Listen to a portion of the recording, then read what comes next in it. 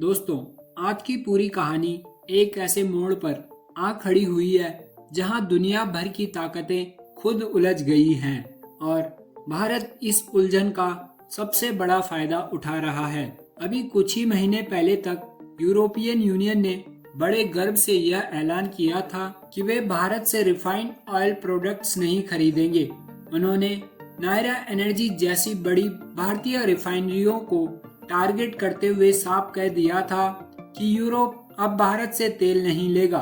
इसकी वजह यह बताई गई थी कि भारत रूस से सस्ता तेल खरीदकर अपनी रिफाइनरियों में उसे प्रोसेस कर रहा है और फिर वही डीजल और पेट्रोल यूरोप को बेच रहा है।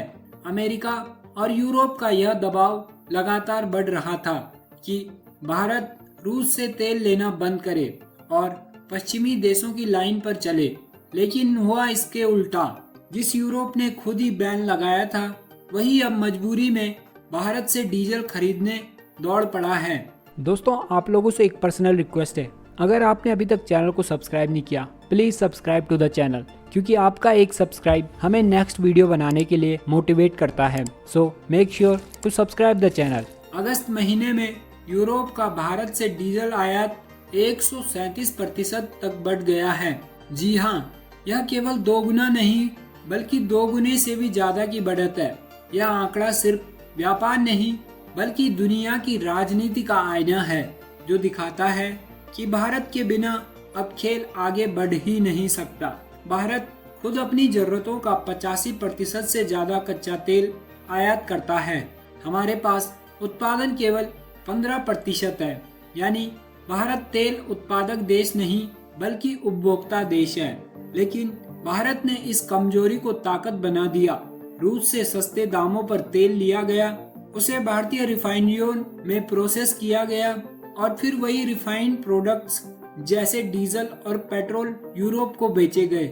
यह रणनीति केवल पैसे कमाने की नहीं थी बल्कि वैश्विक राजनीति में भारत की जगह तय करने की भी थी, क्योंकि एक तरफ यूरोप के नेता मंचों पर खड़े होकर भारत को रोकने की बात कर रहे थे और दूसरी तरफ उन्हीं के देश चुपचाप भारत से डीजल खरीद रहे थे। यह डबल स्टैंडर्ड्स पूरी दुनिया ने देखा और समझा कि आखिर भारत को नजरअंदाज करना अब नामुमकिन है। दोस्तों, अमेरिका को इस पूरे खेल से सबसे ज्यादा चोट लगी है। जब रूस यूक्रेन युद्ध शुरू हुआ था तब अमेरिका ने सपना देखा था कि वह यूरोप का सबसे बड़ा ऊर्जा सप्लायर बनेगा। अमेरिका ने यूरोप को गैस की सप्लाई बढ़ाई, लेकिन दिक्कत यही थी कि अमेरिकी गैस बहुत महंगी थी। यूरोप के लिए यह बोझ बन गया था। वहीं भारत से मिलने वाला रिफाइंड डीजल सस्ता भी था और भरोसेमंद भी था। यूरोप के पास कोई और विकल्प नहीं बचा था और जब अमेरिकी राष्ट्रपति ने यूरोपियन लीडर्स को बुलाकर कहा कि भारत से तेल और गैस मत लो, तब भी यूरोप ने अमेरिका की बात को नजरअंदाज कर दिया, क्योंकि दोस्तों यूरोप जानता है कि अमेरिका चाहे जितना दबाव बना ले, लेकिन असली सच्चाई यही है कि आने वाली सर्दियों में उन्हें हीटिंग ऑयल और डीजल की बड़ी जरूरत होगी और वह जरूरत सिर्फ भारत पूरी कर सकता है। दोस्तों, भारत का फायदा यहाँ दोहरा हुआ। एक तरफ भारत ने सस्ते तेल की खरीद करके अपनी अर्थव्यवस्था को स्थिर रखा और महंगाई को नियंत्रित किया।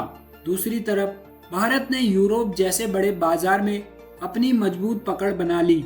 यह पकड़ केवल कुछ महीनों की नहीं है बल्कि आने वाले कई सालों तक चलेगी, क्योंकि एक बार जब कोई देश किसी सप्लायर पर भरोसा करना शुरू कर देता है तो बार बार सप्लायर बदलना उसके लिए आसान नहीं होता। भारत ने इस मौके का फायदा उठाकर यह साबित कर दिया कि वह केवल अब एक उभरती हुई अर्थव्यवस्था नहीं है बल्कि वह अब वैश्विक ऊर्जा राजनीति का निर्णायक केंद्र बन गया है। दोस्तों, इस पूरी कहानी में एक और दिलचस्प मोड़ है और यह दिलचस्प मोड़ तब आया जब जर्मनी के विदेश मंत्री भारत आए और उन्होंने खुले मंच पर कहा कि एशिया का मतलब इंडिया है और इंडिया का मतलब एशिया है। यह बयान केवल शब्द नहीं था बल्कि अमेरिका के लिए एक बड़ा संदेश था। इसका मतलब यह था कि यूरोप अब मान चुका है कि एशिया में सबसे भरोसेमंद पार्टनर सिर्फ भारत ही है अमेरिका को यह समझना होगा कि भारत अब उनकी शर्तों पर चलने वाला देश नहीं रहा। भारत अब अपनी शर्तों पर खेल खेल रहा है और दुनिया को मजबूर कर रहा है कि वह उसके साथ चले। अब आप एक बार सोचो, जब यूरोपियन यूनियन का ट्रेड चीफ खुद भारत आने की तैयारी करता है और यह कहता है कि हमें किसी और से फर्क नहीं पड़ता, लेकिन हम भारत के साथ फ्री ट्रेड अग्रीमेंट करना चाहते हैं और वह भी इस साल खत्म होने से पहले, तो यह अमेरिका के लिए कितना बड़ा झटका है। क्योंकि अगर भारत और यूरोप के बीच यह FTA साइन हो जाता है तो कई सेक्टर्स में अमेरिका की पहुंच सीमित हो जाएगी। जो फायदे अमेरिका को मिल सकते थे वे सीधे यूरोप को मिल जाएंगे और भारत को इस सौदे से भारी मुनाफा होगा। यह सब ऐसे समय पर हो रहा है जब अमेरिका लगातार भारत पर दबाव बना रहा है कि वह रूस से दूरी बना ले, लेकिन असल में यही दबाव अमेरिका को और कमजोर कर रहा है। क्योंकि दोस्तों, भारत जितना रूस से जुड़ रहा है उतना ही यूरोप की तरफ भी खींच रहा है। यूरोप को यह समझ आ गया है कि भारत के बिना वह अपनी ऊर्जा जरूरतों को पूरा नहीं कर सकता और भारत को यह समझ आ गया है कि अमेरिका की बातें केवल दबाव बनाने के लिए होती हैं, लेकिन असली ताकत उन देशों के पास है जो अपनी जरूरत पूरी कर सकते हैं। आने वाले महीनों की तस्वीर और दिलचस्प होगी और अभी तो ठंड शुरू भी नहीं हुई है। जैसे जैसे यूरोप में ठंड बढ़ेगी वैसे वैसे हीटिंग ऑयल और डीजल की डिमांड बढ़ेगी। भारत से आयात और ज्यादा होगा।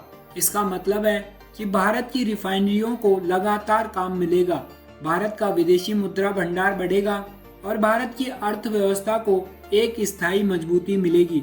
यह वही भारत है दोस्तों जो कुछ साल पहले तक केवल अपनी जरूरतों को पूरा करने के लिए संघर्ष करता था, लेकिन अब वही भारत यूरोप जैसे बड़े बाजार की सांसें चला रहा है।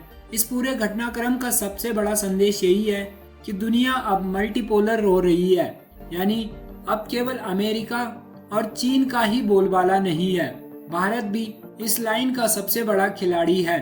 भारत ने यह दिखा दिया है कि वह किसी और का मोहरा नहीं है, बल्कि खुद अपनी शर्तों पर खेल खेलने वाला देश है। और यही वजह है कि चाहे अमेरिका हो, चाहे यूरोप हो या फिर चाहे चीन हो, सबको भारत की तरफ देखना पड़ ही रहा है। दोस्तों, आज की इस पूरी कहानी में हमें एक बहुत ही गहरी सीख मिलती है। जो यूरोप कल तक भारत को रोकने की कोशिश कर रहा था, वही आज भारत से डीजल आयात करने के लिए कतार में खड़ा हुआ है। जो अमेरिका कल तक भारत को चेतावनी दे रहा था कि रूस से दूरी बनाओ, वही आज बेबस नजर आ रहा है, क्योंकि यूरोप उसकी सुनने के बजाय भारत की तरफ दौड़ पड़ा है। और भारत आज अपने ही दम पर यह साबित कर रहा है कि अब वह किसी के कहने पर नहीं चलेगा। भारत आज अपनी शर्तों पर खेल रहा है और दुनिया मजबूर है कि उनको भारत के हिसाब से कदम बढ़ाना पड़ रहा है। और दोस्तों, यही है असली आत्मनिर्भर भारत का स्वरूप। यही है भारत का नया चेहरा जो दबाव में झुकता नहीं बल्कि अपने मौके को पहचान कर आगे बढ़ता है। तो दोस्तों, अगर आपको यह वीडियो पसंद आई है प्लीज लाइक द वीडियो। अगर आप चैनल पर नए हैं please subscribe to the channel. हम मिलते हैं आपको नेक्स्ट वीडियो के साथ। तब तक के लिए जय हिंद, जय भारत।